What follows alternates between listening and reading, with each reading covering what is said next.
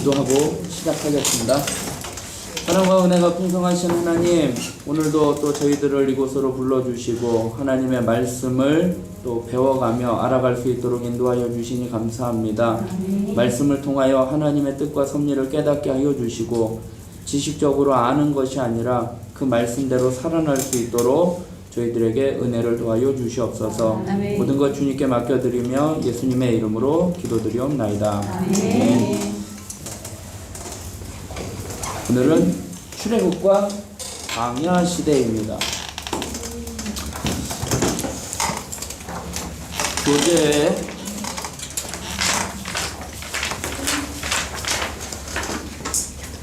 35쪽을 보시면 되겠고요.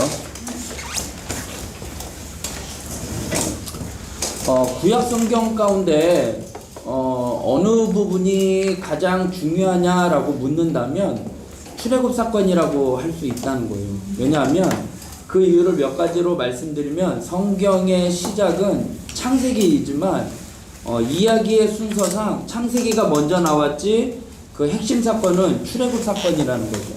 그래서 출애굽을 이야기를 하려고 하다 보니까 이스라엘 백성들이 왜 애굽에 들어가 있었는지 그 이야기를 하려고 하다 보니까 요셉 이야기가 나오게 되고, 요셉 이야기가 나오다 보니까 야곱, 이삭, 아브라함의 이야기가 나오게 되는 거고, 아브라함을 하나님이 왜 선택을 했는지 그 이야기를 하다 보니까 인간들이 타락했다는 거, 홍수 사건, 바벨탑 사건, 그 이야기를 하다 보니까 나오는 거예요. 그래서 성경에서 구약 성경에서 가장 중요한 부분이 어디 부분이 이제 출애굽이라고 이야기를 할 수 있는데, 그것이 구약의 핵심 사건이라고 주장하는 근거가 뭐냐면 신화나 전설 같은 이야기가 아니라 개인적인 어떤 이야기, 뭐 우리의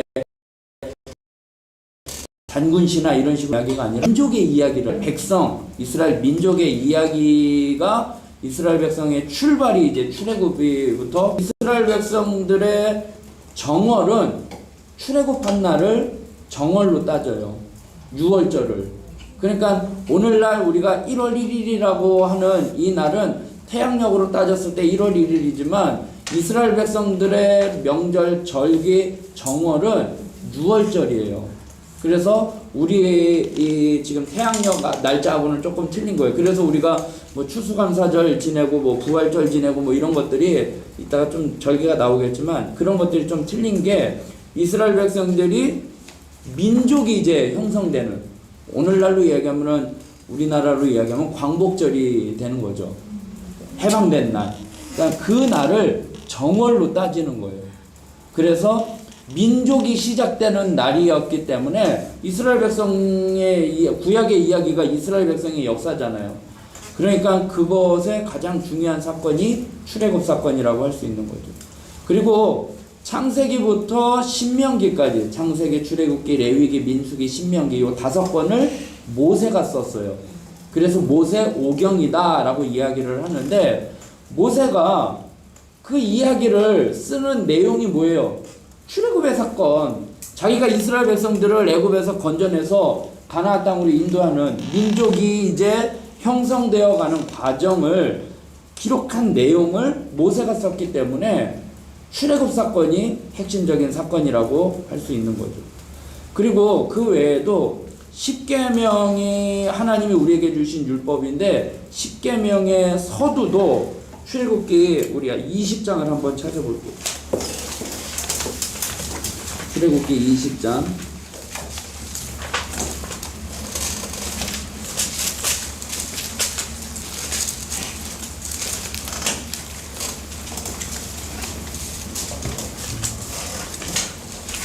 출애굽기 20장이 이제 십계명에 대한 말씀인데, 2절에 보면 1절부터 볼게요. 하나님이 이 모든 말씀으로 말씀하여 이르시되 나는 너를 애굽 땅 종되었던 집에서 인도하여 낸 내 하나님 여호와니라.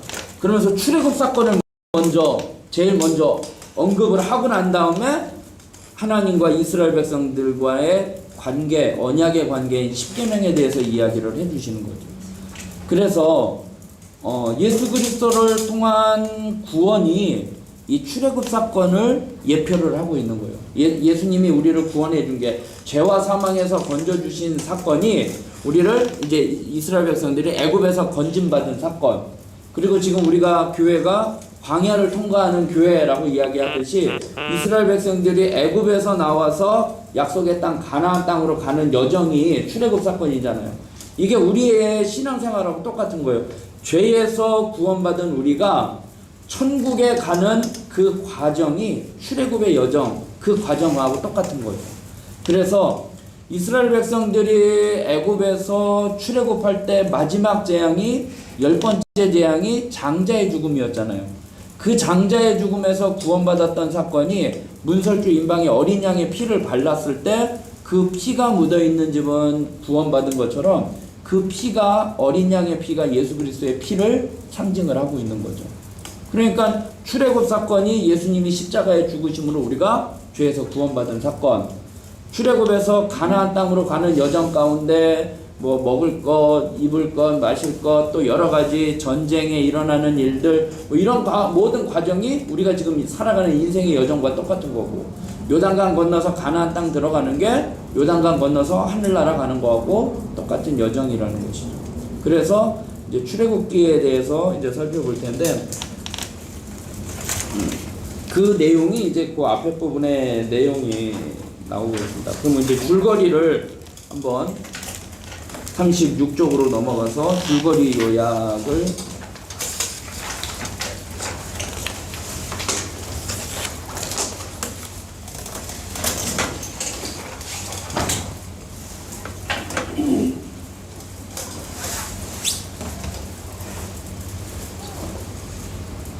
자, 같이 읽겠습니다.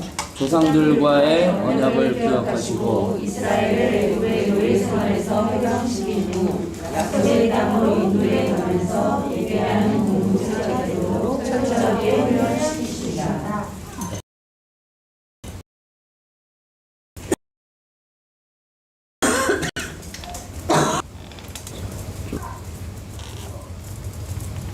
그래서 출애굽기에는 4가지 주요 사건이 있습니다. 출애굽과 시내산 사건, 불신앙, 40년간의 재훈련입니다.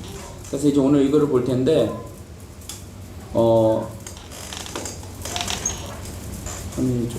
창조 시대부터 다시 한번 복습을 해볼게요. 창조 시대에 4가지 사건이 있었어요. 뭔지 아세요?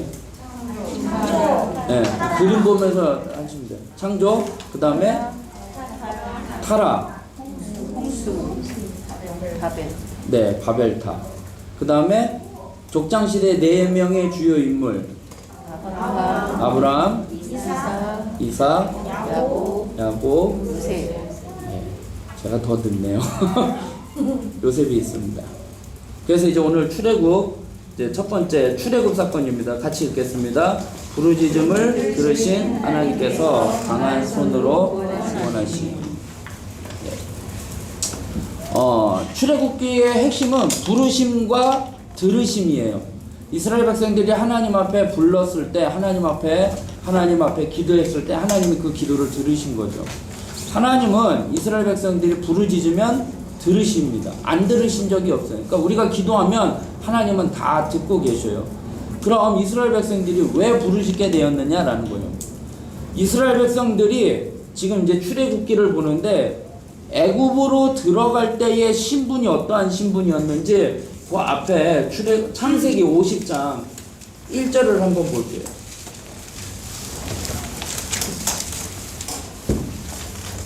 창세기 50장 1절부터 3절 보면 요셉이 그의 아버지 얼굴에 부풀려 울며 입맞추고 그의 수종들은 의원에게 명하여 아버지의 몸을 향으로 처리하게 하며 의원이 이스라엘에게 그대로, 이스라엘은 이제 이스라엘이 야곱인 거죠.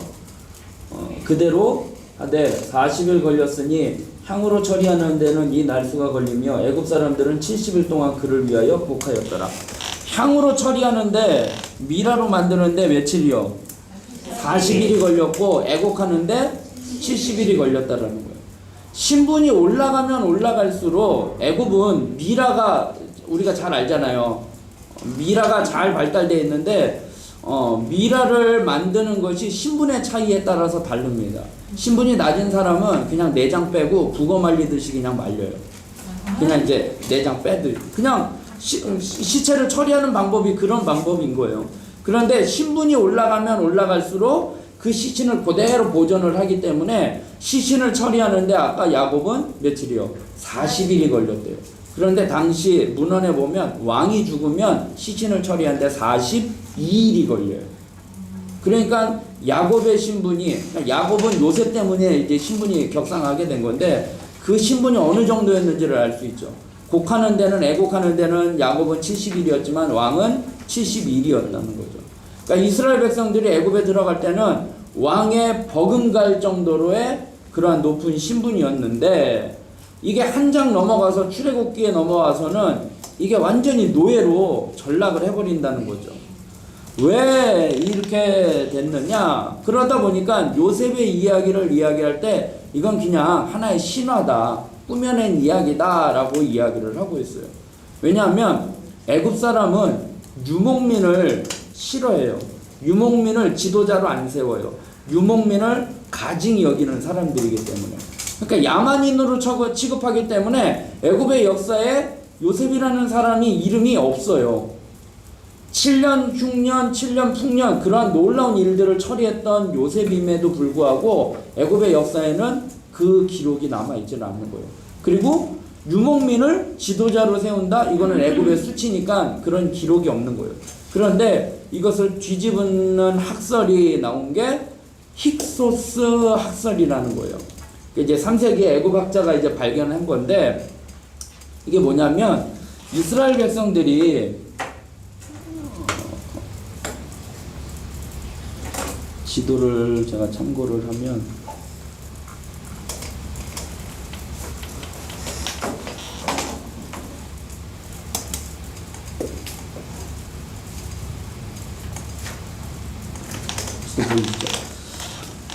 여기가 애굽이잖아요. 여기 이제 잘렸지만 여기가 애굽이에요. 라암셋 있고 여기가 이제 요단강 있고 요 지중해 있는 데인데 여기가 이제 생애 있고 이스라엘 애굽의 민족 가운데 17대 왕조가 멸망하고 그 뒤에 역사가 비어 있어요.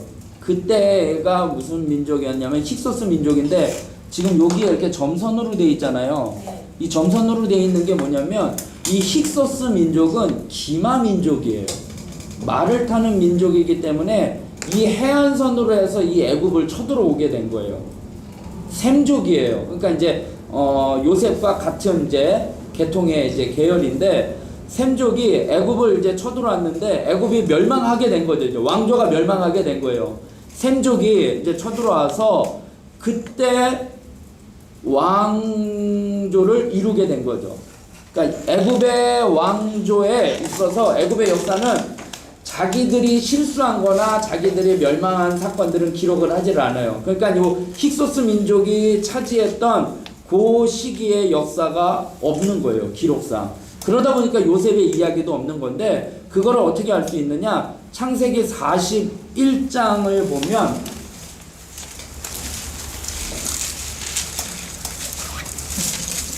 창세기 41장 43절에 보면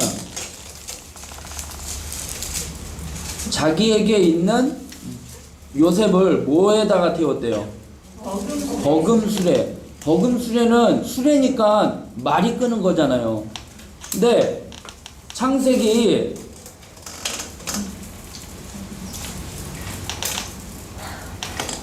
애굽 사람들은 목축을 가증히 여기는데 애굽의 왕이 수레를 타고 다니고 그 다음에 요셉에게 버금 수레를 줬다라는 거는 이게 맞지가 않는 말이라는 거죠. 애굽은 목축을 가증히 여기는데 말을 타고 다녔다라는 역사를 볼 때 이 민족은 애굽의 민족이 아니라 힉소스 민족이 애굽을 다스릴 때의 역사였다라는 거죠. 말을 타는 기마 민족이 쳐들어와서 애굽을 다스릴 때에 요셉에게 버금 수레를 너는 2인자니까 그 으뜸 수레는 왕이 타는 거고 버금 수레를 요셉에게 주었다라는 것은 말을 타는 민족이었다라는 것을 입증을 할 수 있는 거죠. 그 다음에 창세기 47장 19절부터 보면 19절부터 보면 우리가 어찌 우리의 토지와 함께 주의 목전에 죽으리까? 우리 몸과 우리 토지를 먹을 것을 주고 사소서. 우리가 토지와 함께 바로의 종이 되리니 우리에게 종자를 주시면 우리가 살고 죽지 아니하면 토지도 황폐하게 되지 아니하리이다. 그러므로 요셉이 애굽의 모든 토지를 다 사서 바로에게 바치니 애굽의 모든 사람들이 기근에 시달려 각기 토지를 팔았음이라. 땅이 바로의 소유가 되니라. 요셉이 애굽 땅 이 끝에서 저 끝까지 백성을 성읍들에서 옮겼으나. 이 말을 보면 아니 흉년이 들어서 곡식을 나눠주는데 돈 주고 사잖아요. 돈 주고 사는데 돈 주고 샀다가 이제 그게 안 되니까 이제 땅까지 가축을 팔고 땅까지 했는데 그 땅을 누구에게 줬대요? 바로에게 줬대요. 아니 바로가 그 나라의 왕이면 그 땅이 다 바로의 땅인데 왜 그것을 바로에게 줬느냐라는 이 내용을 보면 힉소스 민족이 말을 타고 들어왔다고 했잖아요. 근데 애굽을 다스리는데 애굽 땅이 워낙 넓다 보니까 저 지방에 있는 지주들 그 땅까지는 통치의 영역이 미치지를 못한 거예요. 그런데 이 요셉이라는 사람이 흉년 풍년을 통해서 그 지방의 지주들의 땅을 매입을 하면서 모든 권력을 왕에게 다 맡겨버리는 거예요. 그러니까 이 힉소스 민족의 왕이 요셉을 통해서 어떻게 보면은 이 요셉 덕분에 애굽의 노예였지만 이 요셉 덕분에 자기의 땅을 다 차지하게 되는 거죠. 그리고 21절의 마지막에 보니까 요셉이 애굽 땅 이 끝에서 저 끝까지 백성들을 어떻게 해요? 옮겼대요. 왜냐? 그 땅의 지주들을 너 거기에서 살면 거기에서 기득권을 일으킬 거 아니에요. 그 땅에서 빼서 이 땅에다 보내고 이 땅에 있는 사람을 저 땅에다 보냈다는 거예요. 이해가 되시죠? 그 땅의 기득권 세력을 없애버리는 거예요. 중앙 통치를 하기 위해서 요셉이 그렇게 머리를 쓴 거예요. 그래서 힉소스 민족이었던, 그러니까 자기가 그 민족 덕분에 애굽의 총리가 된 것도 됐지만 그렇게 되었는데, 그렇게 해서 애굽의 왕이 바로에게 다 이렇게 땅을 줬다라는 거죠. 그런데 이게 창세기 아까 이제 46장 34절에 보면 거기에는 이제 아까 제가 말씀한 성경 구조를 못 찾았던 건데 애굽 사람은 다 목축을 가증히 여긴다라는 말이 나와요. 그죠? 그런데 이게 출애굽기로 넘어가면서 이게 완전히 뒤바뀌게 된 거예요. 그거를 보니까 출애굽기 1장 8절을 보세요. 출애굽기 1장 8절에 요셉을 알지 못하는 새 왕이 일어나 애굽을 다스리더니, 이게 뭐냐면 이제 힉소스 민족이 쫓겨나게 된 거예요. 그러니까 쫓겨나게 되니까 그동안 힉소스 민족 때문에 잘 먹고 잘 살았던 이스라엘 백성들이 이제 힉소스 민족이 쫓겨나게 되니까 낙동강 오리알 신세가 된 거예요. 그래서 18대 왕조, 이제 애굽에 이제 정통 왕조가 생겨다 보니까 애굽이 기억력이 나빠서 요셉의 이야기들을 기록하지 않은 게 아니라 새로운 왕조가 바뀌게 된 거예요. 그래서 그 왕조는 힉소스 민족과 다르기 때문에 요셉을 알지 못하는 거예요. 기억을 하지 않는다라는 거죠. 그래서 이제 완전히 이제 낙동강 오리알 신세가 돼서 이제 노예로 전락을 하게 되는 거죠. 그래서 노예로 힘들게 되니까 이스라엘 백성들이 뭐 하는 거예요? 부르짖게 된 거예요. 아까 출애굽기 첫 번째 보니까 부르짖음을 들으시고 하나님께서 강한 손으로 구원하심. 출애굽기의 역사는 부르짖음과 들으심이에요. 그래서 이스라엘 백성들이 왜 부르짖게 되었는지를 이제 증명을 할 수 있는 거죠. 갑자기 잘 먹고 잘 살 때는 하나님 잊어버리고 살다가 이제 힘들고 어려워지니까 이제 그때서 이제 하나님을 찾기 시작한 거죠. 그럼에도 불구하고 하나님은 그들의 백성의 음성을 듣고 이제 준비를 하시는 거예요. 누구를 준비하셨느냐? 모세를 준비를 하고 계시는 거예요. 그래서 히브리 민족을 박해하던 그 전제 군주가 자신의 박해로부터 히브리 민족을 이제 다 이제 말살 정책을 하잖아요. 그래서 히브리 산파를 통해서 이제 남자아이는 죽여라 하는데 그 두 사람이 하나님을 경외하는 사람이기에 우리가 가기 전에 이스라엘 사람들은 건강해서 산모들이 건강해서 우리가 가기 전에 애가 먼저 나왔습니다. 어떻게 손을 쓸 수가 없었습니다. 라고 이야기를 하죠. 그리고 그러니까 안 되니까 남자아이들은 다 죽여라 라고 이야기를 하는 거죠. 그래서 이제 모세도 어머니가 어떻게 해요? 키우는데 2장 2절에 보세요. 그 여자가 임신하여 아들을 낳으니 그가 잘생긴 것을 보고 석 달 동안 그를 숨겼으나 더 숨길 수 없게 되매 그를 위하여 갈대 상자를 가져다가 역청과 나무진을 칠하고 거기에다 두었다. 석 달을 숨겼는데 더 숨길 수가 없다라는 거죠. 이게 인간의 한계라는 거죠. 인간이 뭔가 어떻게 해보려고 하지만 인간은 한계가 있는 거예요. 그러니까 이제 엄마가 할 수 있는 방법은 뭐예요? 갈대 상자에다가 아기를 담아서 떠나 보내는 거예요. 이제 그건 누구한테 맡기는 거예요? 하나님 앞에 맡기는 거예요. 그래서 그 요게벳의 그 노래인가 거기에 보면은 너를 하나님께 맡긴다라는 가사가 나오듯이 하나님 앞에 맡기는 거예요. 더 이상 숨길 수 없어서. 그래서 이제 하나님의 섭리 가운데 어떻게 해요? 바로의 궁정에 공주가 이제 그 건지게 되는 거잖아요. 그래서 엄마는 그 모세의 엄마는 그 양육비를 받아가면서 아이를 키우게 되는 이제 그러한 일이 되게 됩니다. 그래서 40년 동안 애굽의 왕자로서 생활을 하게 되죠. 애굽의 왕자로서 생활을 하게 되고 이제 그러다가 이제 어떤 사건이 나느냐 11절 2장 11절에 보면 모세가 장성한 후에 한 번은 자기 형제들에게 나서 그들이 고되게 노동하는 것을 보더니 애굽 사람이 이제 치는 것을 보고 애굽 사람을 죽이잖아요. 근데 여기 보면은 자기 형제들이라고 하잖아요. 그럼 모세가 지금 애굽의 바로의 공주로 자라면서 공주의 아들로 자라면서 그럼 나는 애굽 사람이라는 거를 알고 있는데 히브리 사람이 자기 동족이 고난당하는 것을 보고 애굽 사람을 죽였잖아요. 그러니까 모세가 왜 히브리 사람이라는 것을 어떻게 알 수 있느냐? 누가 키운 거예요? 엄마가 키웠잖아요. 그래서 이 엄마가 아이를 키울 때 이게 신앙으로 키우는 거예요. 그래서 이스라엘 사람들은요, 이게 참 신기한 게 아빠가 이스라엘 사람이고 엄마가 외국 사람이잖아요. 국제 결혼하잖아요. 그 아들은 이스라엘의 국적을 얻을 수가 없어요. 그런데 엄마가 이스라엘 사람이고 남자가 다른 나라 사람이잖아요. 이스라엘의 국적을 가질 수 있어요. 왜 그러느냐? 자녀 교육이 누구에게 달려 있는 거예요? 엄마에게 달려 있다라는 거예요. 그렇기 때문에 요게벳이 모세를 키울 때 비록 이제 바로의 공주에 그냥 뭐 어떻게 보면은 대리모잖아요. 대리모로 키웠을 때 뭘 교육시켰어요? 너 히브리 민족이야. 넌 내 아들이라라고 교육했다가는 나중에는 이제 들통나면 죽을 수도 있는 거니까 넌 히브리 민족이다. 넌 히브리 민족이다라는 것을 교육시켰고 신앙으로 교육시켰을 거라는 거죠. 그리고서 이제 자기 형제들에게 나서 애굽 사람이 준 거를 이제 죽이게 되는 거잖아요. 죽이게 되고 난 다음에 이제 이게 들통이 나서 도망가잖아요. 광야로 가서 이제 거기서 이제 40년을 생활을 하는데 저는 이 말씀을 볼 때 모세가 사람을 죽이게 되는데 어떻게 죽이느냐 12절의 말씀을 보세요.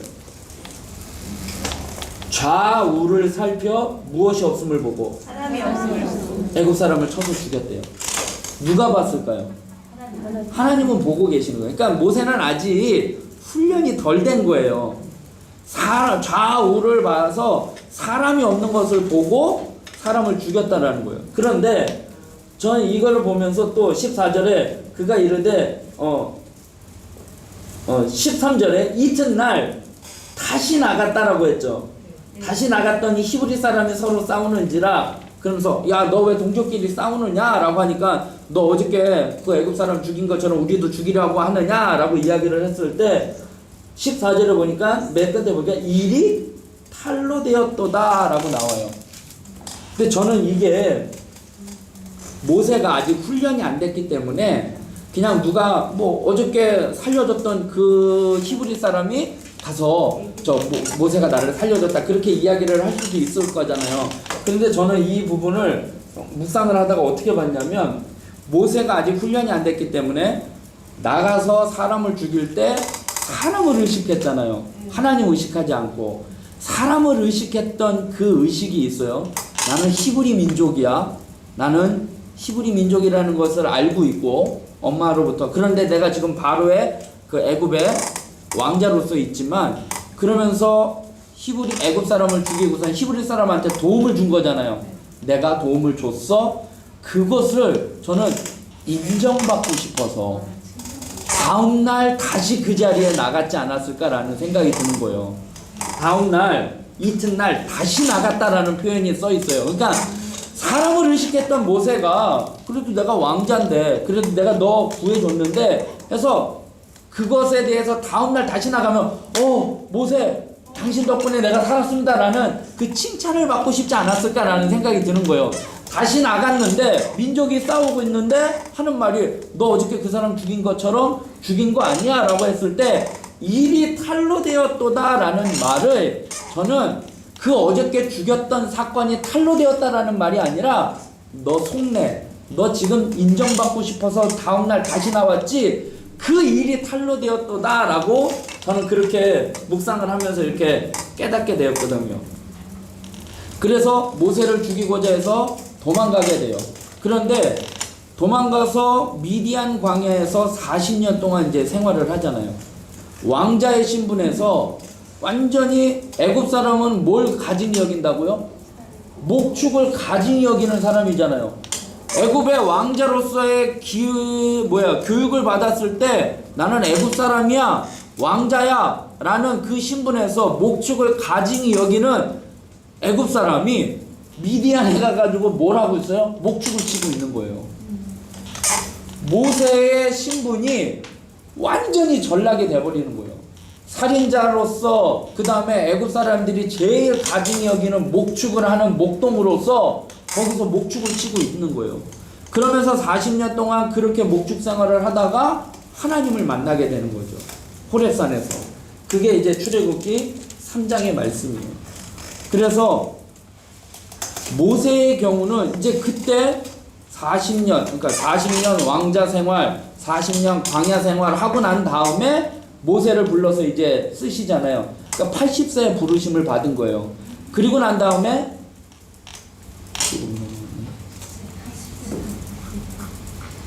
80세에 부르심을 받은 거니까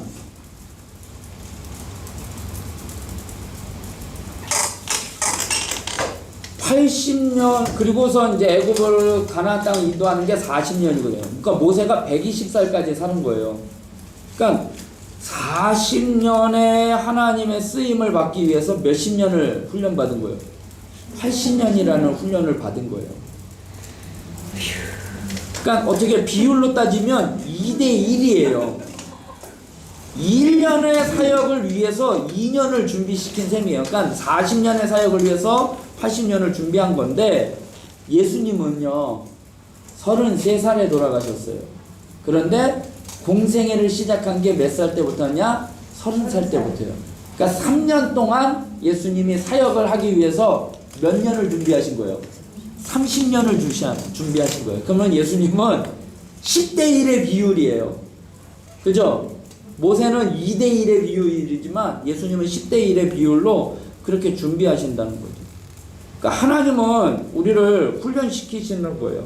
그래서 이제 모세를 부르시는데, 이제 사도행전, 참고로 사도행전 7장을 한번 볼게요.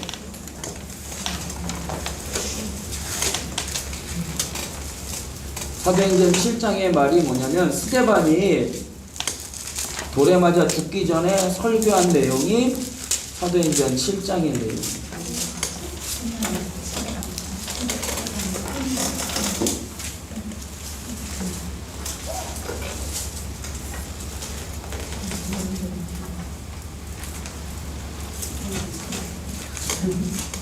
저 여기서 이제 또 하나 7장 20절을 한번 볼게요.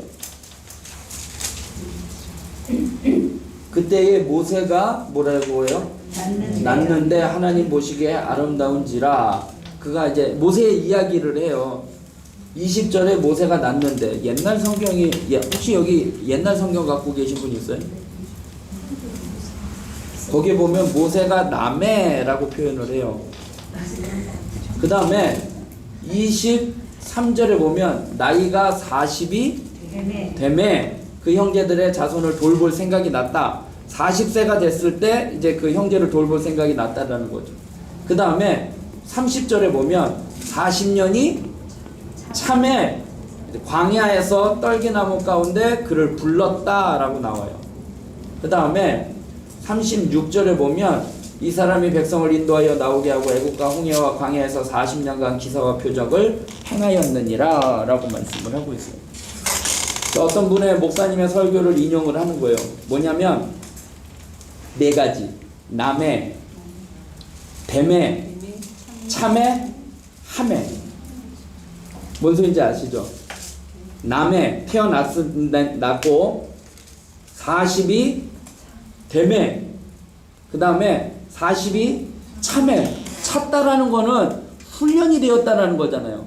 나이가 태어났는데 하나님의 섭리 가운데 하나님이 태어나게 하셨어요. 그리고 그를 40이 되게 하셨어요. 그리고 그를 또 아직 이제 훈련시키자보다 40년을 채워가셔요.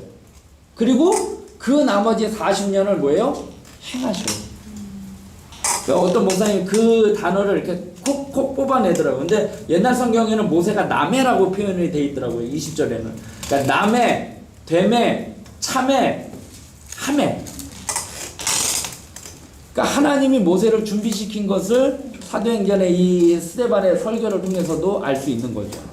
40이 모세가 남해, 40이 되매, 40이 참해, 40을 함해 행했다라고 나옵니다.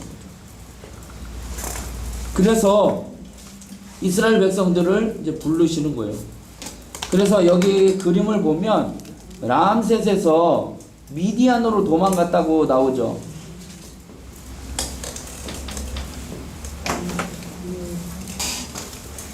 미디안으로 도망간 거죠.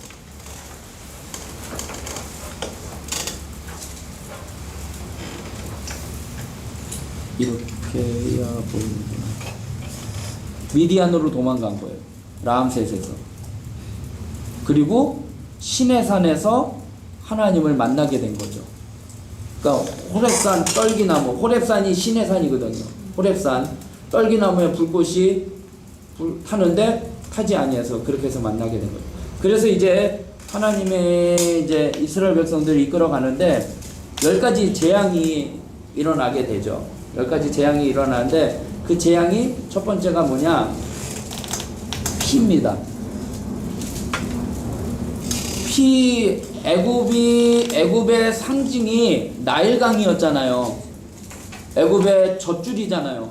자기네들이 살아갈 수 있는 그 젖줄이고 상징이었던 나일강이 피로 변했다는 거예요. 그러니까 애굽의 생명이자 숭배의 대상이 파괴된 것을 이야기를 하는 거죠. 10번째 재앙을 통해서. 첫 번째 재앙이. 그 다음에 재앙이 뭐냐? 개구리예요. 개구리는 애굽 사람들이 섬겼던 그 풍요와 다산의 신이에요. 여신이에요. 그러니까 개구리 모양의 머리를 가진 여신을 섬겼던 거예요. 그러니까 자신에게 다산, 자녀를 많이 낳아주는 그 신을 섬겼던 그 신이 자신들에게 재앙으로 다가오게 된 거죠. 개구리 수가 급등시키게 되면서. 그래서 개구리가 너무 많아져서 고민이 되고 저주거리가 되었다는 거죠. 근데 첫 번째 재앙이 나일강을 피로 바꾸는 거는 애굽의 술사들 있잖아요. 요 술사들도 흉내를 냈어요. 그 다음에 두 번째 개구리도 흉내를 냈어요. 그런데 단지 애굽의 술사들은 없애지는 못했어요. 그 다음에 세 번째 신이 뭐냐면 이예요. 이거는 하찮은 티끌, 이제 바닥에 있던 먼지를 티끌을 통해서 이제 이가 발생하게 됐는데, 이가 하는 게 뭐예요? 동물들의 피를 빨아먹는 거잖아요. 그래서 혈액을 빨아먹으면서 감염시키는 거잖아요. 그러니까 사람의 눈이나 코에 들어가서 고통을 주게 되고, 그리고 야곱의 요술사들은 이 재앙은 흉내내지를 못하는 거죠. 그리고 이로 인해서 사람들이 피해를 볼 뿐만 아니라 그 다음에도 또 나오겠지만 짐승들에게도 피를 빨아먹으니까 제사를 드리는 짐승이 거룩하지가 못하게 되는 거죠. 그 다음에 네 번째 재앙이 파리예요. 이거는 그들이 또 섬기는 곤충의 신이에요. 네, 파리를 애국 사람들이 섬기던 신이에요. 신 중에 하나예요. 하트콕이라는 뭐 곤충의 신인데, 이 불결한 곤충으로 전염병이 옮아지는 거죠. 그래서 사람과 동물이 이제 피를 빨아먹는 파리도 있었대요.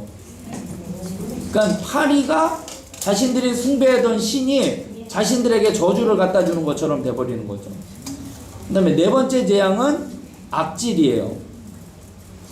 이거는 황소의 신, 그러니까 자신들이 이제 섬기는 신이 황소예요. 그러니까 금송아지 만들었잖아요. 그러니까 그 황소에게 뭐예요? 치명을 주는 거죠. 왜냐? 악질은 전염병하고 관계된 거니까. 그래서 황소의 신, 그 다음에 암소의 신, 뭐 이렇게 두 신이 있는데, 애굽의 재산에 치명적인 타격을 주고 종교 행사하는데 숭배의 대상이었던 그 소가 악질로 인해서 죽게 되는 거죠. 그러니까 자신들의 신이 별 볼 일 없는 것이 이제 또 드러나게 되는 거죠. 그 다음에 여섯 번째는 독종이에요.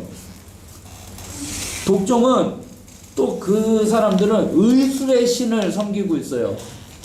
의학의 신. 우리 여러 가지 그리스 신전에 보면 여러 가지 신들이 있잖아요. 그런 것처럼 의술의 신이 있는데 피부염으로 인해서 우상에게 경배하는 자들에게 내린 재앙이에요. 그러니까 제사를 드리러 나가야지 되는데 그 사람이 피부병에 걸려서 거룩해지지 못하니까 제사를 드리지 못하게 되는 거죠. 그러면 자신들의 병을 고쳐주는 의신이 있는데, 의술의 신이 있는데 그걸 자기를 못 고쳐주니까 별 볼 일 없는 신으로 증명이 되게 되는 거죠.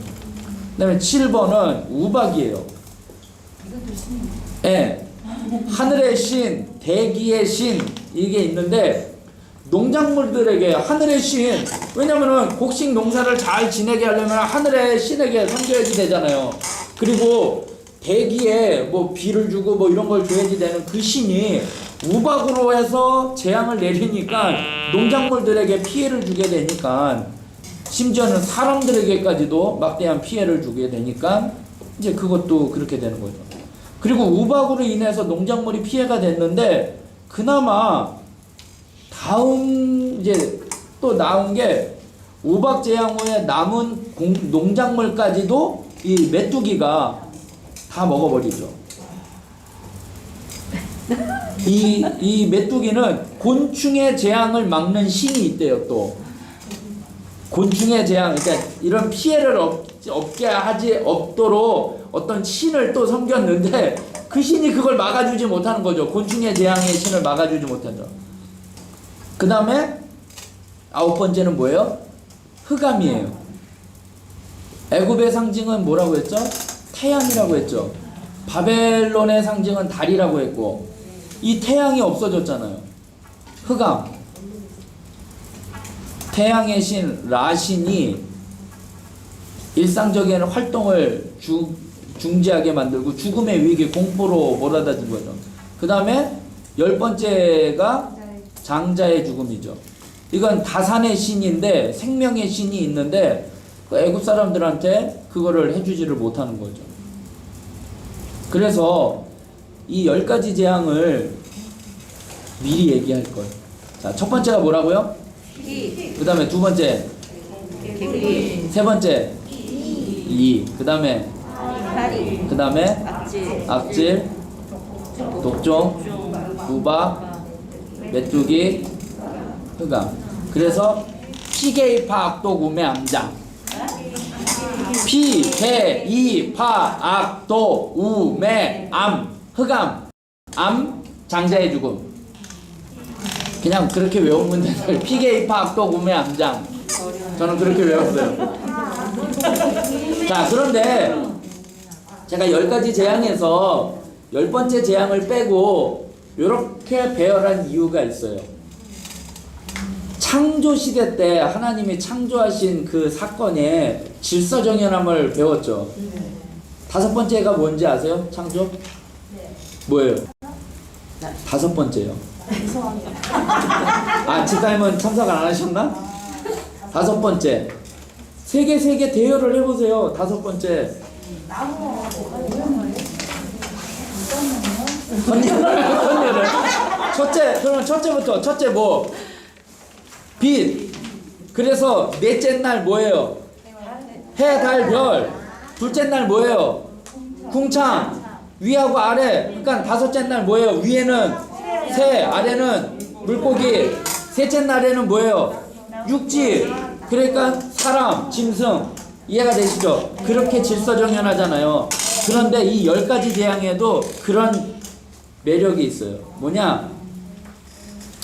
첫째, 둘째, 셋째 이 재앙은 이스라엘 백성들과 애굽 사람들이 따로 살았잖아요. 이스라엘 백성들은 고센 땅에 따로 이렇게 격리돼서 살았잖아요. 둘 다 재앙이 내렸어요. 그런데 넷째, 다섯째, 여섯째, 일곱째, 여덟째, 아홉째부터는 구분이 돼요. 이스라엘 백성들에게는 이 재앙이 내리지를 않아요. 애굽 사람들에게는 재앙이 내려요. 이해가 되시죠? 그리고 또 하나의 규칙은 또 뭐냐? 첫째, 넷째, 일곱째는 이스라엘 백성 모세가 바로가 나일 강가에 있을 때 가서 경고하고 재앙이 내려요. 바로가 나일 강가를 거닐고 있을 때 첫 번째 재앙이 피잖아요. 나일 강이 피로 면 나일 강가에 있을 때 모세가 나일 강가에 있는 바로에게 가서 경고해서 내린 재앙이에요. 그 다음에 둘째, 다섯째, 여덟째는 바로가 왕궁에 있을 때 가서 경고하고 내린 재앙이에요. 그러면 셋째, 여섯째, 아홉째는 뭐냐?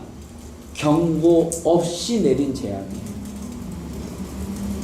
그러면 순서를 보세요. 첫째, 둘째, 셋째 밑으로 되는 거죠. 경고 없이 한번 치고, 경고 없이 치고, 경고 없이 쳤다라는 거예요. 이해가 되시죠? 첫째, 둘째는 경고를 했다고 했잖아요. 근데 공통점은 요거는 나일 강가에서 경고를 한 거고, 요거는 바로의 궁정에서 경고를 한 거고, 요거는 경고 없이 했다는 거예요. 그러니까 재앙이 하나님이 경고를 2번을 하는데도 말을 안 들으니까 경고 없이 친 거예요. 또 경고 2번 했는데 또 말을 안 들으니까 또 경고 없이. 그런 룰이 있는 거죠. 그리고 첫째, 둘째, 셋째는 이스라엘 백성들 땅에도 내렸던 재앙이 있지만 넷째부터는 내리지 않는 재앙. 그 다음에 바로의 요술사들이 따라했던 재앙은 몇 번째 재앙까지? 2번째 재앙까지는 따라했다.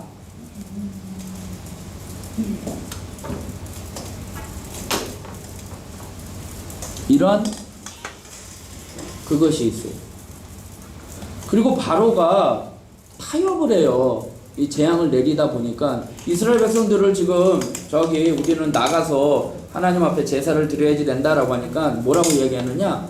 가지 말고 이 땅에서 드려라. 이 땅에서 제사를 드려라 라고 8장 25절에 말씀을 해요. 그 다음에 이제 또 재앙이 내리고 나니까 뭐라고 얘기하느냐? 그래 가는데 너무 멀리는 가지 마. 그게 8장 28절이에요. 그런데 안 된다, 우리 가야지 된다 라고 이야기하니까 그러면 남자들만 가. 자녀들이랑 가족들은 여기다 두고 남자들만 가라 라고 이야기를 해요. 그게 10장에 나오는 거고 10장 11절. 그 다음에 또 뭐라고 이야기하느냐? 가축들은 놔두고 자녀들 데리고 가라 라고 이야기를 해요. 근데 이제 그게 안 되는 거죠. 그러니까 바로가 계속 타협을 해요. 이거 없애줘. 그러면 내가 들어줄게 라고 들어준다고 하는 게, 그러면 제사를 드려라. 이 땅에서 드려라. 그럼 안 된다. 그러니까 또 재앙 내리고, 알았어 들어줄게 해놓고서는 그럼 너무 멀리는 가지 마. 그렇게 계속해서 타협을 하고 있는 거죠. 그러면 10가지 재앙의 의미가 뭐냐 이거예요. 왜 이스라엘 백성들에게 이 10가지 재앙을 내렸느냐? 애국과의 확실한 결별이에요. 성경에 보면 7장 5절의 말씀이 뭔가요?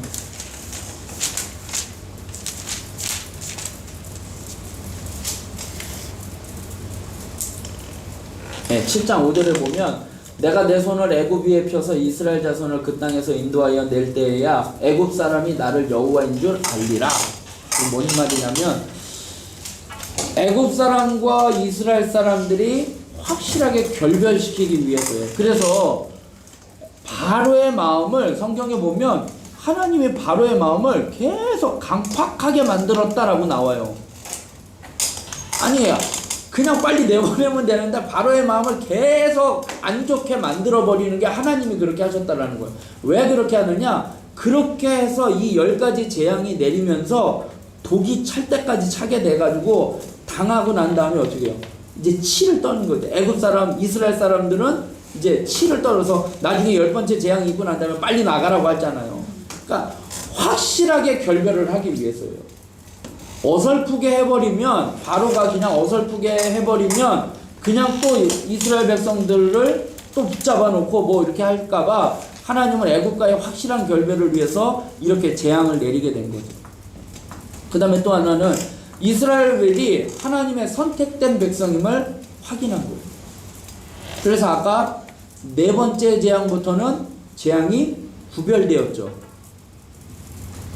그죠? 4번째 재앙부터 이스라엘 백성들에게는 재앙이 내리지 않았잖아요. 그러니까 너희는 하나님의 백성이야. 내가 너희를 지금 보호해주고 있어. 애굽 사람들에게는 뭐 곤충을 막는 신이 있고 무슨 신이 있고 무슨 신이 있는데 다 자기들을 보호해주지 못하는데 이스라엘 백성들은 하나님이 보호해준다라는 것을 재앙을 통해서 확실히 보여주고 있는 거죠. 그 다음에 이프낫이에요. 뭐냐? 만약에 너희가 뭐뭐 한다면, 아니면 만약에 너희가 뭐뭐 하지 않는다면, 이게 무슨 말이냐면 레위기 26장의 말씀이 뭐냐면 너희가 만약에 내가 준 이 율법을 지킨다면 내가 너에게 복을 줄 것이고, 너희가 만약에 그 율법을 지키지 않는다면 애굽에 내렸던 이 10가지 재앙들처럼 너희에게 재앙이 내릴 것이다 라는 말씀이에요. 하나님과의 언약의 관계를 맺는 거예요. 만약에 너희가 내가 준 그 율법을 잘 지킨다면 내가 너희를 애굽 사람들로부터 보호해줬잖아요. 그렇게 할 것이고, 너희가 만약에 우상을 섬기거나 하나님의 뜻을 따르지 않는다면 애굽 사람들에게 내린 재앙이 너희들에게 그대로 내릴 것이다 라는 거예요. 10번째 재앙의 의미가 그거라는 거예요. 그러니까 애굽 사람들에게 이스라엘과 함께 하시는 하나님이 어떤 분이신지를 뼈저리게 느끼게 해주는 거예요. 그리고 하나님은 애굽의 신들보다 강하다라는 것을 보여주는 거고, 진짜 참신은 하나님이시다라는 것을 보여주는 거죠. 그리고 선택된 백성임을 알게 해주는 거고. 근데 마귀가요, 이걸 그냥 쉽게 포기하겠냐라는 거예요. 포기하지 않는다라는 거죠. 그러니까 이스라엘 백성들이 가나안 땅으로 갔을 때 애굽에 다 나가잖아요. 이제 애굽에서 이제 다 나가잖아요. 그런데 바로가 내보낸 거잖아요. 그런데 바로의 마음이 어떻게 해요? 강팍하니까 포기하지 않는 거예요. 왜요? 그동안 자기네들이 성을 짓는데 노예들이 다 없어지니까. 그래서 따라가는데, 이제 제가 또 지도를 하나 보여드리면,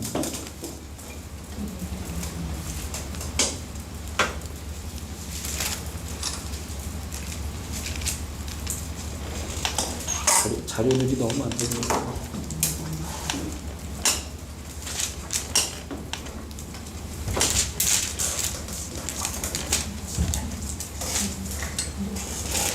자, 14장을 한번 펼쳐보세요.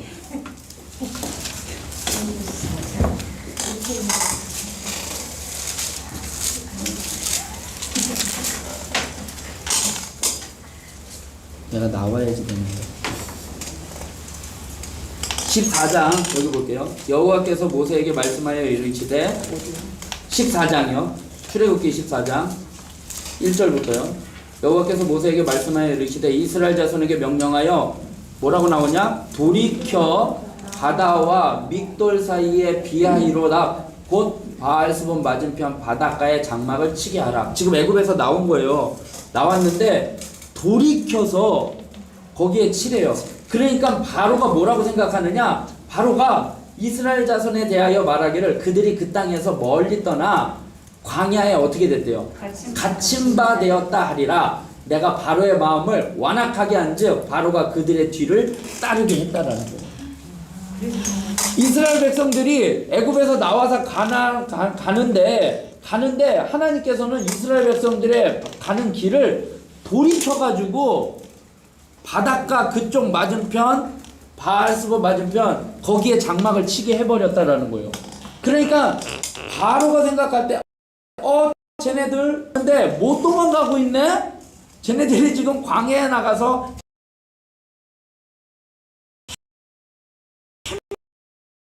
헤매고 있네 생각을 하면 마음이 강팍해서 잡아와요. 마음을 왜? 이스라엘 백성 뭐를 위해서? 확실한 결별을 위해서. 그래서 바로의 마음이 강팍하게 해서 끝까지 쫓아가는 거예요. 그래서 거기에서 어떻게 되는 거예요? 죽게 되는 거잖아요. 취소를 할게요. 이거를 볼게요.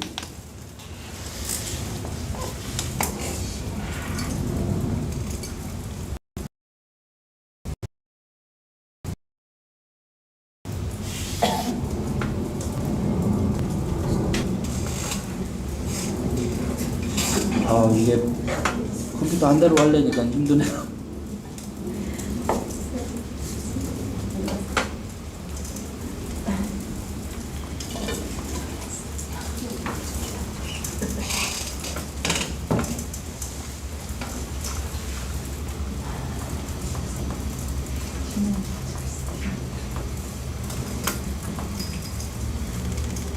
지도를 보면 지금 람셋의 수컷에서 여기 에단까지 왔다가 여기서 다시 올라가요.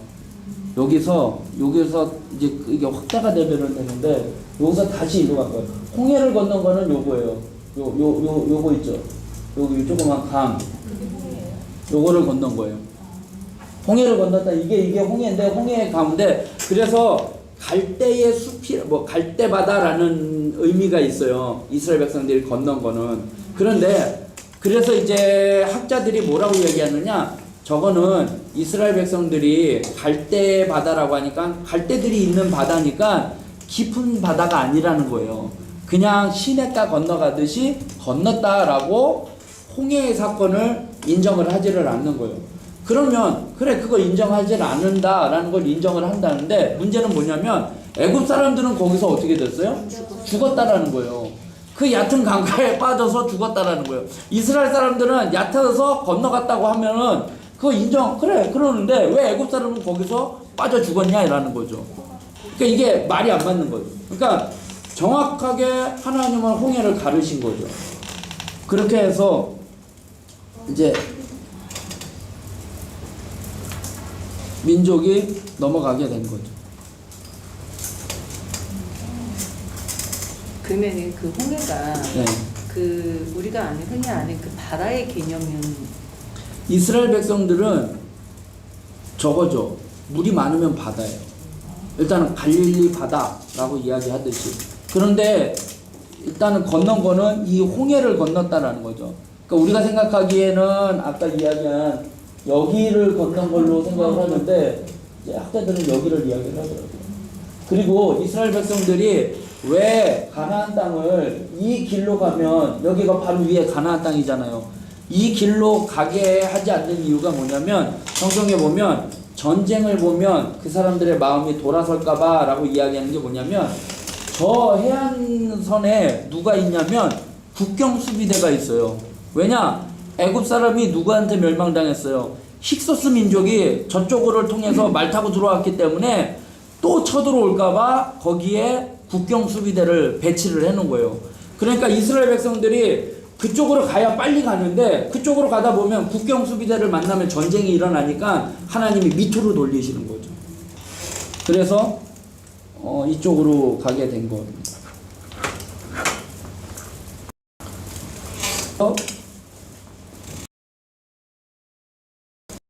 출애굽의 사건은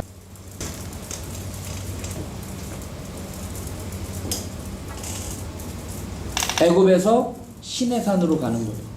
이제 홍해를 건너서 시내산까지 머무르는 게 출애굽기의 내용이고, 그래서 출애굽기가 지난번에 요셉을 통해서 애굽의 인큐베이터라고 했잖아요. 민족을 거기서 키워야지 되잖아요. 그러니까 애굽이라는 그곳에서 인구가 증가한 거예요. 몇 명이 증가됐느냐? 들어갈 때는 70명이 들어갔어요. 가족들 70명이 들어갔는데 나올 때 인구가 어느냐? 장정만 60만 명이에요. 그러니까 200만 명, 250만 명 그렇게 추산을 하고 있는 거예요. 그러니까 거기서 큰 민족을 이룬 거예요. 민족을 이뤘는데 저기 국가의 3요소가 뭔지 아세요? 백성, 국민, 그 다음에 영토, 주권이잖아요. 근데 이스라엘 백성들에게는 뭐가 없는 거예요? 땅이 없는 거예요.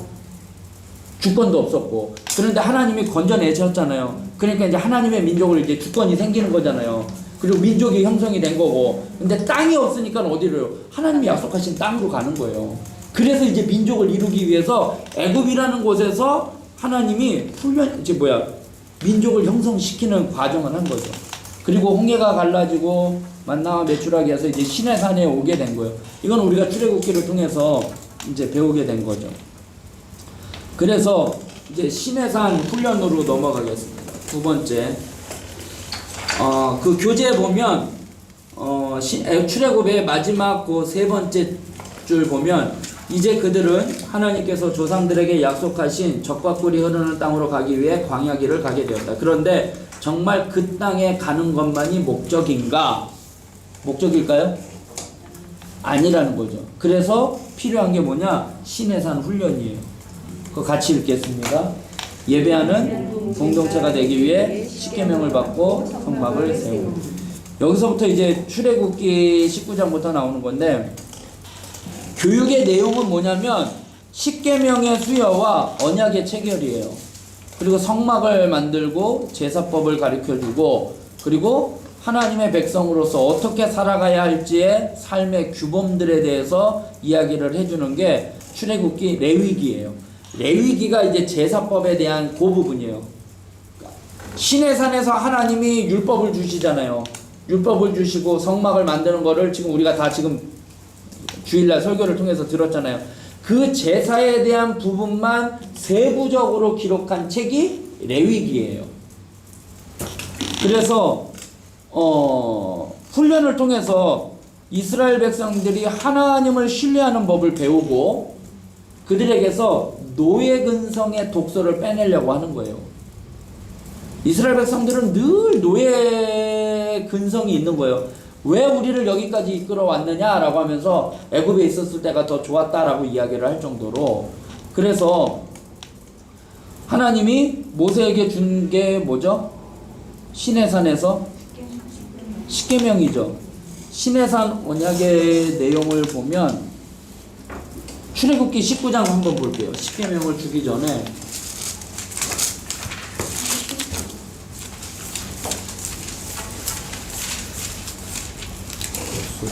이렇게 되네. 19장 4절에서 6절의 말씀. 하나님이 이제 언약을 주신 내용인데, 내가 19장 4절부터 내가 애굽 사람에게 어떻게 행하였음과 내가 어떻게 독수리 날개로 너희를 업어 내게로 인도했음을 너희가 보았느니라. 세계가 다 내게 속하였나니 너희가 내 말을 잘 듣고 내 언약을 지키면 너희는 모든 민족 중에서 내 소유가 되겠고 너희가 내게 대하여 제사장 나라가 되며 거룩한 백성이 되리라. 너는 이 말을 이스라엘 자손에게 전할지니라. 아까 if not 그 이야기 아시죠? 그래서 시내산 언약의 내용은 뭐냐? 내 소유가 되겠고 제사장 나라가 될 거고 거룩한 백성이 될 것이다 라는 거예요.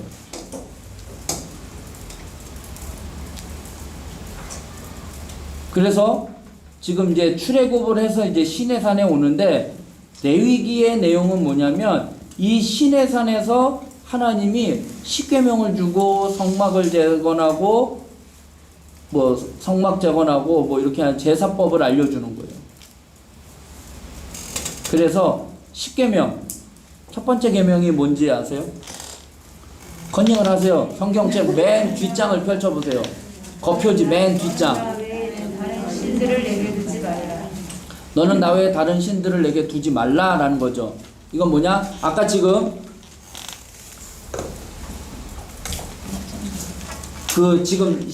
신의 산 훈련의 제 주제가 뭐예요? 무슨 공동체?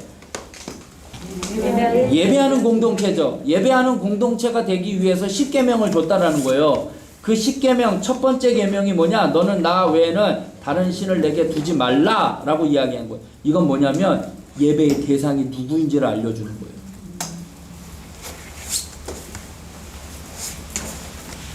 교재에다 쓰지 마시고요. 성경책에다 쓰세요. 차라리.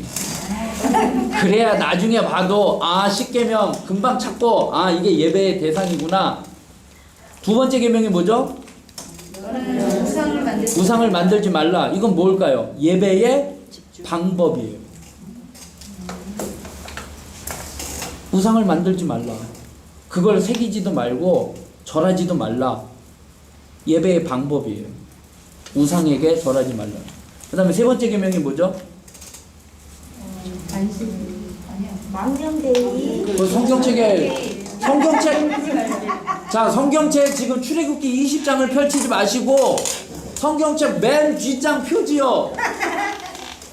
성경책 맨 뒷장 거기다 써도 되는데 맨 뒷장에 보면 십계명이 나와요. 거기다가 바로 써주면 돼요. 첫 번째가 뭐라고요? 예배의 대상. 두 번째는 방법. 세 번째는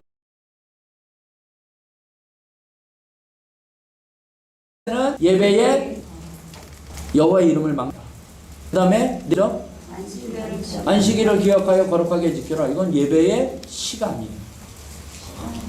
언제 드려야지 되는지. 그 다음에 다섯 번째는 뭐죠? 그 다음에 여섯 번째는 일곱 번째, 여덟 번째, 아홉 번째, 내 이웃에 대하여 거짓 증거하지 말라. 그 다음에 열 번째. 내 이웃의 집을 탐내지 말라. 그래서 다섯 번째부터 여섯 번째, 열 번째까지 계명은 뭐냐? 예배자의 삶.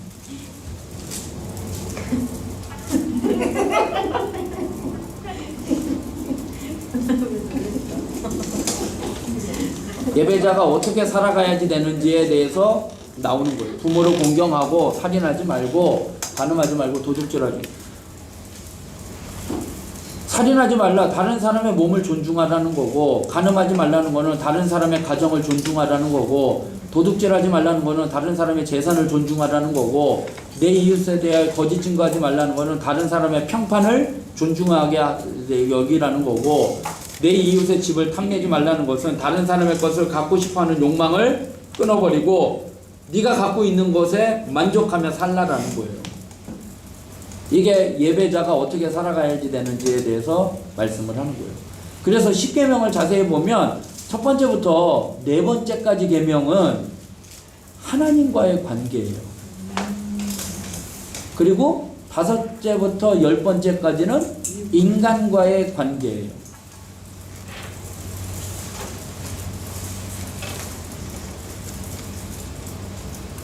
앞에 그림 보시면 돼요. 그 다음에 또 예수님께서 마태복음 22장 33절, 34절부터 40절까지 뭐라고 했느냐? 예수님 가장 으뜸이 되는 계명이 뭡니까? 라고 물어봤을 때 마음을 다하고 뜻을 다하고 성품을 다하여 너 하나님을 사랑하라. 그 다음에 두 번째 계명은 이와 같은 것이니 내 이웃을 내 몸과 같이 사랑하라 라고 말씀하셨어요. 그래서 첫 번째부터 네 번째까지 계명이 뭐예요? 마음을 다하고 목숨을 다하고 뜻을 다하여 주 너희 하나님을 사랑하라. 이게 첫 번째 되는 계명이고, 두 번째 계명은 뭐냐? 내 이웃을 내 몸과 같이 사랑하라 라는 거는 다섯 번째부터 열 번째까지 계명이에요. 그러니까 구약의 십계명이 신약의 예수님의 이 말씀 율법을 두 가지로 함축해서 말씀하신 내용이 이 말씀이라는 거예요. 연결이 되고 있다는 거예요. 마태복음 22장 34절에서 40절의 말씀을 보면 예수님께서 하신 말씀이고요. 첫째 되는 계명은 하나님을 사랑하는 거고, 둘째 되는 계명은 이웃을 사랑하라는 계명이 10계명에 이렇게 구분이 되는 거죠. 그래서 이스라엘 백성들에게 시내산에서 주신 게 10계명이에요. 그 다음에 성막을 주셨어요. 성막을 만드는 법을. 이거는 이제 그림을 통해서 볼게요. 성막이 이렇게 생겼어요. 위에서 보는 거예요. 그래서 성막의 구조를 보면 동쪽, 여기가 여기에요. 여기가 동쪽이에요. 문이 있고, 들어오자마자 번제단이 있고, 그 다음에 물두멍이 있고, 그 다음에 이 안에 성소가 있는데 두 개로 나눠져 있어요. 성소와 지성소로. 그래서 성소에는 떡상과 등대와 분향단과 있고, 그 다음에 지성소에는 언약궤가 있어요. 그래서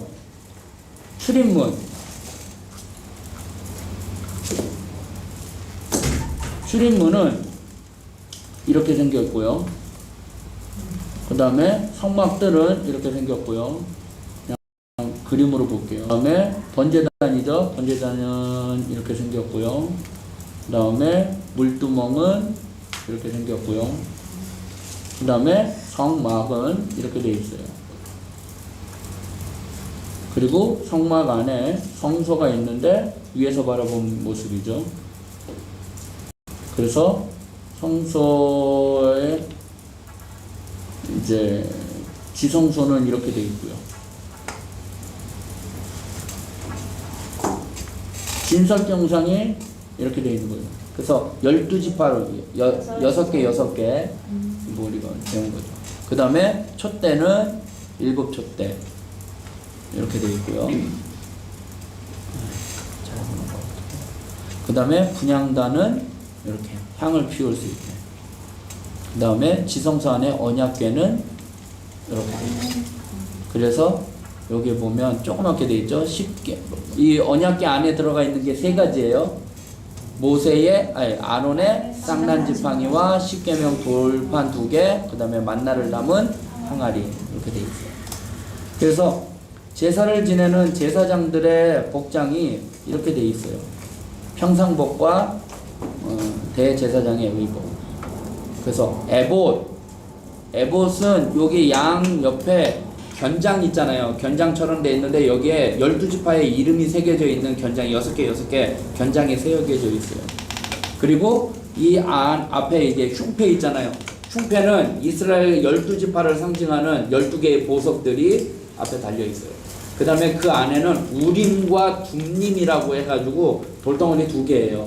그러니까 대제사장이 판결을 내리는 게 뭐냐면 그거예요. 쉽게 얘기하면 OX 거 똑같은 거예요. 하나님 이걸 어떻게 하면 좋겠습니까? 라고 했을 때 판결할 수 있는 돌. 해라 하지 말라. 하는데 판결의 돌을 여기, 그게 이제 제사장에 오신 거죠. 제사에 대해서 5가지 제사가 있어요. 그냥 빨리빨리 넘어가겠습니다. 첫 번째, 번제. 하나님께 대한 온전한 충성과 헌신을 상징을 하는 겁니다. 그 다음에 소제. 그냥 이름만 알시면 될 거예요. 하나님께 대한 희생적 봉사를 상징을 하는 거고, 번제는 다 태워드리는 거예요. 번제는 다 태워드리는 거고, 소제는 농산물로 드리는 제사예요. 다른 제사와 함께 드리기도 해요. 그러니까 짐승을 잡아서 드리는 제사와 소제로 드리는 제사. 그래서 제물로는, 소제 제물로는 기름, 유향을 섞은 곡식가루 뭐 이런 것들을 이제 구워 만들어서 하는 거죠. 태워버리는 거. 그 다음에 제사가 또 뭐가 있냐면 화목제가 있어요. 이거는 하나님과 경배자의 화목과 화친, 감사제가 있고 또 자원제가 있어요. 화목제로는. 그 다음에 속죄제가 있어요. 속죄제는 우리가 살아가는 동안 우발적으로 고의 없이 저지른 죄에 대해서 제사를 드리는 거예요. 내가 지은 죄에 대해서. 속죄제. 그 다음에 속건제가 있어요. 속건제는 뭐냐면 하나님과 다른 사람들에게 죄를 지은 건데, 그러니까 속죄죄는 쉽게 얘기하면 내가 지은 죄, 속건죄는 다른 사람들에게 피해를 준 죄 있죠. 하나님의 것을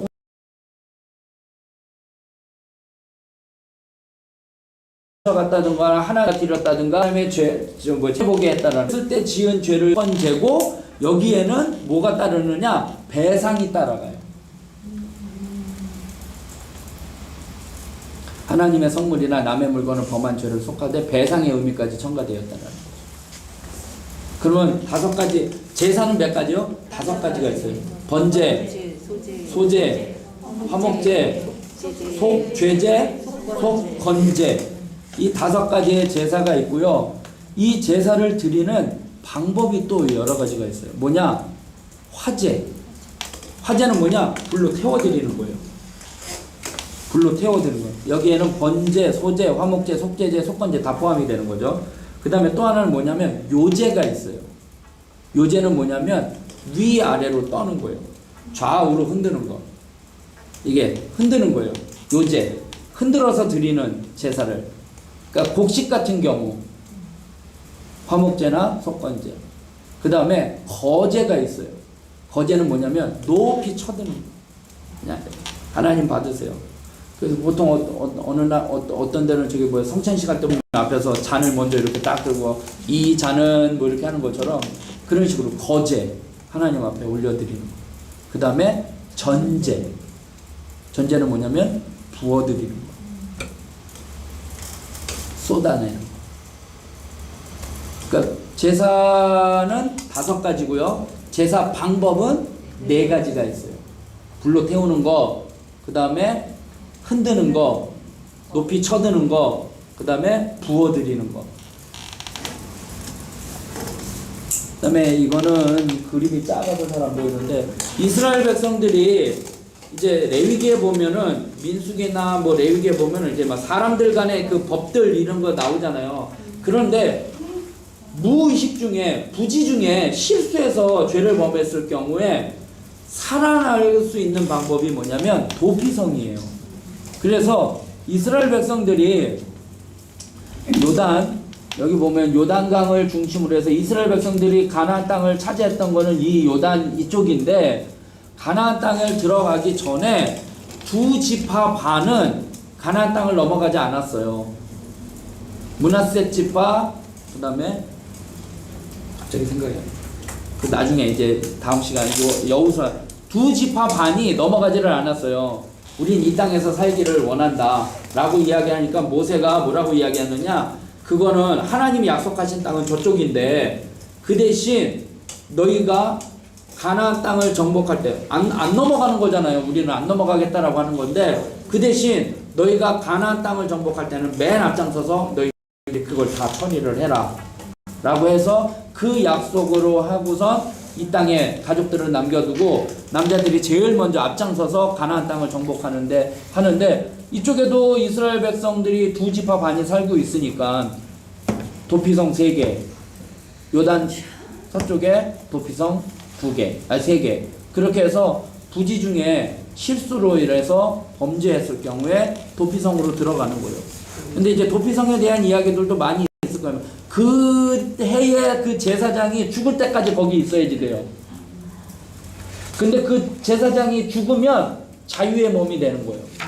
그런데 도피성에 있다가 자기가 부지 중에 나오잖아요. 그러면은 내가 죄가 없음에도 불구하고 억울하게 들어갔다가 나왔을지라도 그 복수할 사람이 있을 거 아니에요. 자기는 피해자라고 해서 도피성에서 나오면 보호를 받지를 못하는 거예요. 그 사람은.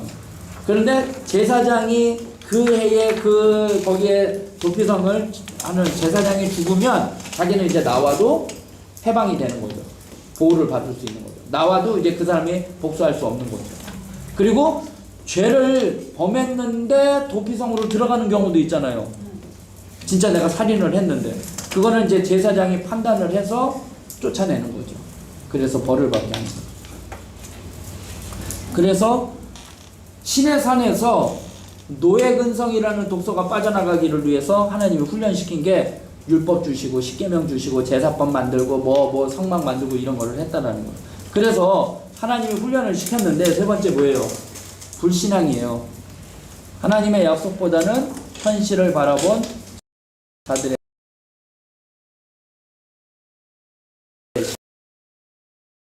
성막을 중심으로 지파가 나누고 지파가 레위 지파가 므낫세가 아니라 게르손, 갓, 갑자기 생각이 안 나. 레위 지파의 세 아들 그 지파가 성막을 주변싸고 그 다음에 12지파잖아요. 세 지파 동서남북으로 진을 쳐요. 이동할 때도 그렇게 진을 치고 그렇게 해서 40년 동안 이제 여기 가데스 바네아라는 것을 잘 기억을 하세요.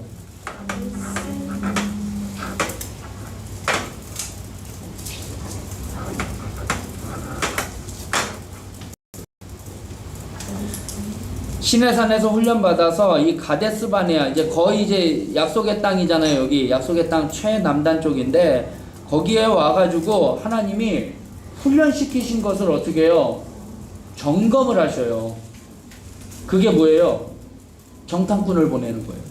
하나님을 의지하며 하나님을 의지하고 하나님만 바라보고 살아갈 수 있도록 훈련시키셨는데 다 훈련시키셨는데 그렇게 훈련시키시고 한번 테스트를 해본 거예요. 가나안 땅 정탐해봐라. 너희들이 나를 믿는지 안 믿는지. 그런데 거기에서 어떻게 해요? 가데스 바네아에서 20점도 못 만든 거죠. 낙제 점수를 받은 거예요. 그래서 어떻게 된 거예요? 40년간 재훈련이에요. 가나안의 정탐꾼이 며칠간 정탐을 했는 줄 아세요? 40일을 정탐을 1년에서 40년간.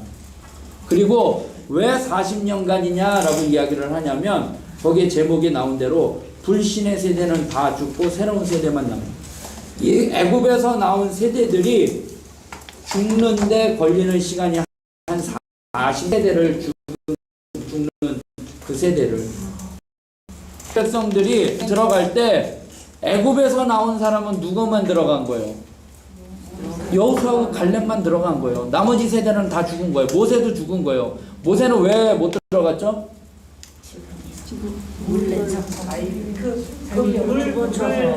네. 반석을 명하여 물을 내라고 했는데 9번을 내리친 거죠. 자기 혈기로. 그래서 하나님이 너는 가나안 땅에 못 들어간다 해가지고 그렇게 된 거죠. 그래서 시내산에서 여기가 가데스 바네아에서 낙제를 받으니까 어떻게 해요? 40년 동안 재훈련을 해가지고 요단강 오른쪽으로 해서 들어가게 되는 거예요. 이게 그냥 지도로 보는 이제 그렇게 되는 거죠.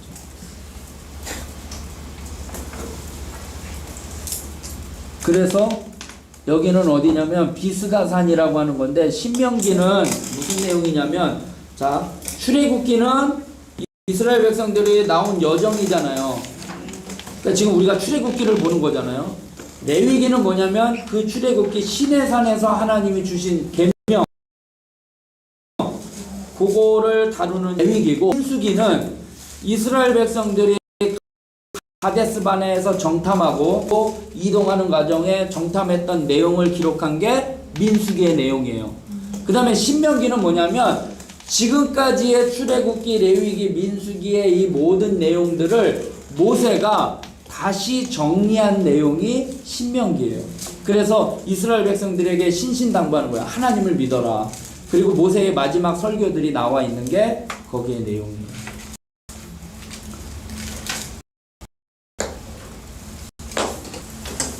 그래서 하나님은 우리를 훈련시키셔요. 아까 모세도 80년 동안 훈련시키시는 것처럼. 중요한 건 이스라엘 백성들이 나라를 형성을 하기 위해서 애굽에서 많은 백성들 늘려놨고, 그리고 애굽에서 건져주니까 주권이 형성이 되었고, 그리고 하나님이 약속하신 가나안 땅을 주는데, 단순히 그냥 민족을 만들어서 대를 이어가는 민족을 이루는 그러한 게 아니라 무슨 공동체? 예배하는 공동체. 하나님을 섬기는 하나님의 백성, 하나님의 민족을 세우기 위해서 하나님의 자녀로 훈련시키시는 거예요. 그런데 가데스바네아에서 어떻게 해요? 낙제를 받은 거잖아요. 그러니까 훈련이 길다고 힘들다고 우리의 삶 가운데 원망하거나 낙심하지 말고 하나님의 말씀에 순종하고 믿음으로 나아갈 때 하나님이 약속하신 땅은 반드시 들어가게 되어 있는 거예요.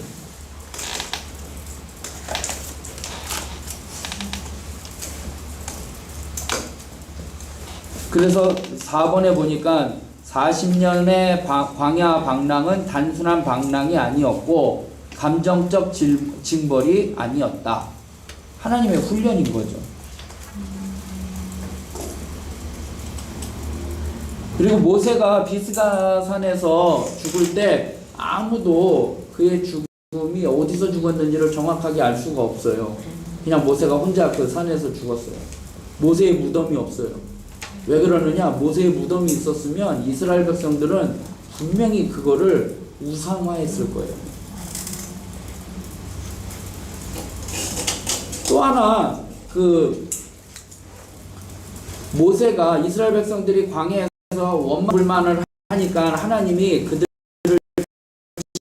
징계하기 위해서 불뱀을 보냈을 때 거기에서 구출을 일어났잖아요. 그 노뱀이 나중에 그 나라 왕국이 이제 분열되었을 때 그 왕 중에 한 명이 그 노뱀을 없애버. 왜냐면 그게 모세의 그 노뱀 그거 쳐다봤는데 살았다. 거기에 의미 부여를 하니까 그래서 그 노뱀을 없애버리는 거예요. 근데 저는 그 노뱀 사건을 보면서 정말 하나님의 방법이 정말 대단하다는 걸 생각을 하는 거예요. 불뱀에 물렸잖아요. 한번 생각해 보세요. 뱀에 물렸을 때, 우리 김국사님, 뱀에 물렸을 때 응급조치. 네? 목을 빼요. 어떻게 빼요? 입으로 뺀다. 그거는 위험한 방법이래요. 감염된대요. 그러니까 독으로 빼는. 그러니까 독이 퍼지지 않도록, 네?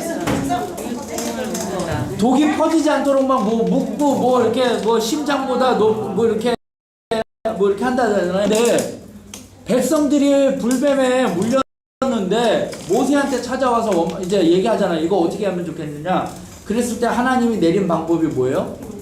노뱀을 장대에다 매달아 놓고 쳐다보라는 거예요. 정말 기가 막힌 방법이에요. 왜냐? 뱀에 물렸을 때 백성들한테 야 무슨 약을 빨리 어디 산에 가가지고 무슨 약초를 캐가지고 찧어서 만들어서 물린 데에 발라라 아니면은 뭘 묶어라 뭐 이런 거 얘기했으면 벌써 다 죽었어요. 그런데 자 보세요. 물렸어요. 쳐다봤어요. 끝. 얼마나 신속해요.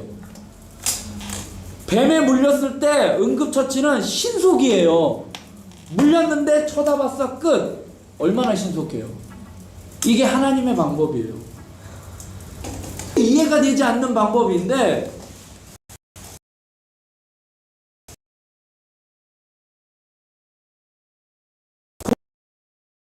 씹어서 생각을 해보니까 그게 진짜 하나님 놀라운 방법. 그러니까 우리가 생각하니 훈련을 시키시는데 뭐 이렇게 하면은 무엇이지? 하나님 방법에 대해서 의문을 갖게 되거든요. 그런 그 방법을 생각하면은 그게 정말 신속한 방법이잖아요. 물렸는데 그런데요 이스라엘 백성 중에 쳐다보지 않는 사람들도 있었어요. 그거 본다고 살겠어? 해가지고 죽은 사람들이 많아요. 그러니까 우리가 그런 거잖아요. 의심하잖아요. 그게 되겠어? 그렇게 한다고 되겠어? 우리가 뭐 기도한다고 되겠어? 생각을 하지만 되거든요. 그러니까 하나님은 이스라엘 백성들이 계속 시키시는 거예요. 계속 늘 불평불만하죠. 왜 우리를 여기까지 이렇게 고생하게 만드느냐? 자꾸 애굽이 좋았다라고 하는데 애굽 사람들과의 완전한 결별을 위해서 바로의 마음을 강팍하게 해서 10가지 재앙을 내릴 정도로 그렇게 해서 결별시켜놔서 건져내놨더니 또 노예 근성이 있는 거잖아요. 그러니까 하나님은 그걸 계속 훈련시키시려고 40년간. 만약에 정말로 그 시내산에서 가데스 바네아에서 들어갔으면 진짜 석 달 아니면 들어갈 수 있는 그 거리였던 거예요. 그런데 이스라엘 백성들이 그렇게 하니까 40년을 보내게 된 거죠. 자, 한번 확인해 보겠습니다. 37쪽이죠. 출애굽과 광야 시대 주인공은 누구일까요? 주인공 모세죠. 출애굽과 광야 시대니까 활동 무대는 애굽. 네. 조상들과의 무엇을 언약을 어떻게 해요?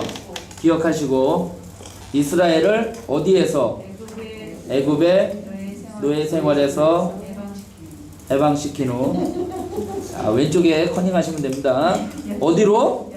약속의 땅으로 인도해 가면서 뭐가 되도록? 예배하는 공동체가 되도록 철저하게 뭐한다? 훈련시킵니다. 훈련시키신다. 잘했어. 되기 위해 십계명을 받고 성막을 세우고 신의 산 훈련. 하나님의 약속보다는 현실을 바라본 자들의 실패. 네. 어디였죠? 정탐꾼 보냈던 장소. 가데스 바네아. 네. 이런 거 딱 이렇게 알아두면 또 유식한 척 할 수 있잖아요. 가데스 바네아가 뭔지 알아? 지도의 다음 장소를 위치를 표시해 봅시다. 자, A가 어디죠? 시내산. 율법을 받은 데죠. 그 다음에 B. 예, 가데스 바네아. 여기가 어디라고요? 정탐꾼을 보냈던 곳. 그 다음에 C. 모압 평지. 그래서 이스라엘 백성들이 이제 다음에는 여리고 이제 가나안 땅을 정복하잖아요. 이 모압 평지를 이스라엘 사람 두 지파 반이 거기를 차지하게 돼요.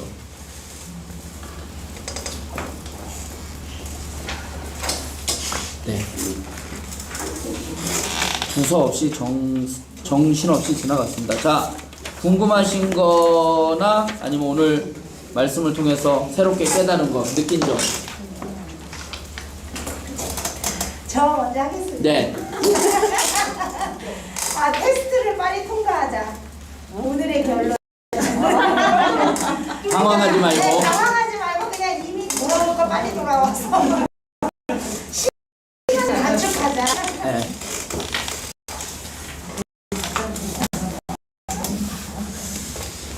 또. 부르짖자. 네? 부르짖자. 예, 부르짖자. 부르짖으면 하나님은 반드시 들어주십니다.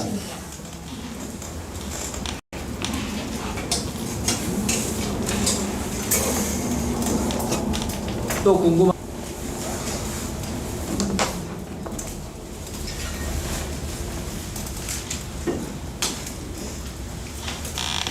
없으세요?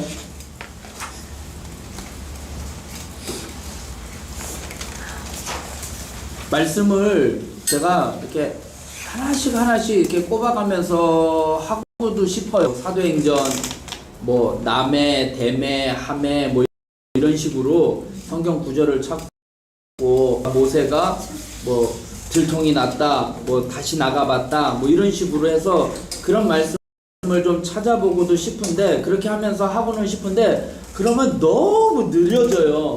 그러면은 재미가 없어요 또. 그래서 좀 진도를 하는 거거든요. 그러니까 어느 부분에 있어서는 좀 세심하게 나가는 부분에서는 진도 나가고.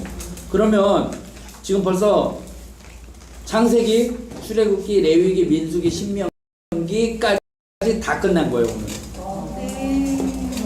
자, 창세기 4가지 사건 뭐라고요? 창조, 타락, 홍수, 바벨탑. 그 다음에 4사람, 아브라함, 이삭, 야곱, 요셉. 자, 출애굽기 이제 내용이 뭐예요? 애굽에서 나오는 거 뭐예요?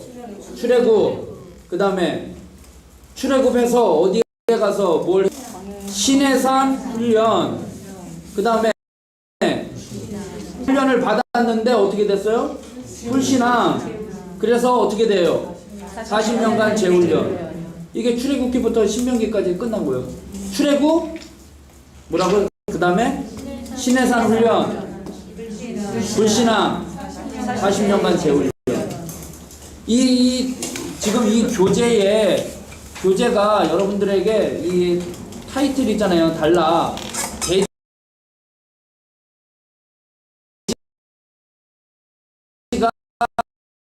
여러분이 기억을 하게 하려고 하는 거예요. 그래서 나가게 되는 거예요. 그래서 지금 이제 뭐 복장 시대이 되는데 저는 다음 시간 한번 교재를 읽어 보시는데 42쪽 한번 보세요.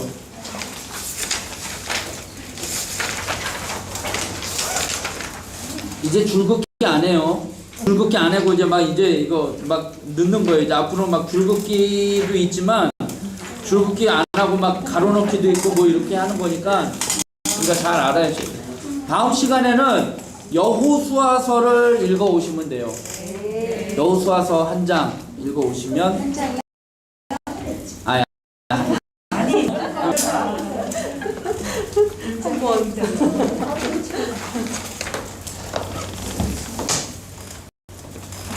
다른 거 없으면 기도하고 마치겠습니다. 사랑의 하나님, 오늘도 이스라엘 백성들을 부르짖음을 들으시고 그들을 구원해내신 하나님의 섭리에 대해서 출애굽의 역사를 통해서 많은 것들을 깨닫게 하여 주시니 감사합니다. 하나님, 이스라엘 백성들을 구원하시고 그들에게 율법을 주시며 하나님을 예배하는 공동체 그리고 하나님을 전적으로 의지하는 백성으로 사셨지만 이스라엘 백성들하고 늘 하나님을 의지하지 못하고 불신앙 가운데 살아가 하나님께서는 그들을 또 포기하지 아니하시고 훈련시키 약속의 땅으로 인도하신 것처럼 하나님 우리의 삶 가운데 하나님의 훈련에 전적으로 믿음으로 순종하며 그 훈련에 임하여 우리의 믿음이 그리스도의 장성한 분량에 이르도록 성숙해가는 저희들 되게 하여 주시옵소서. 이스라엘 백성들을 보면서 사로 하나님 우리도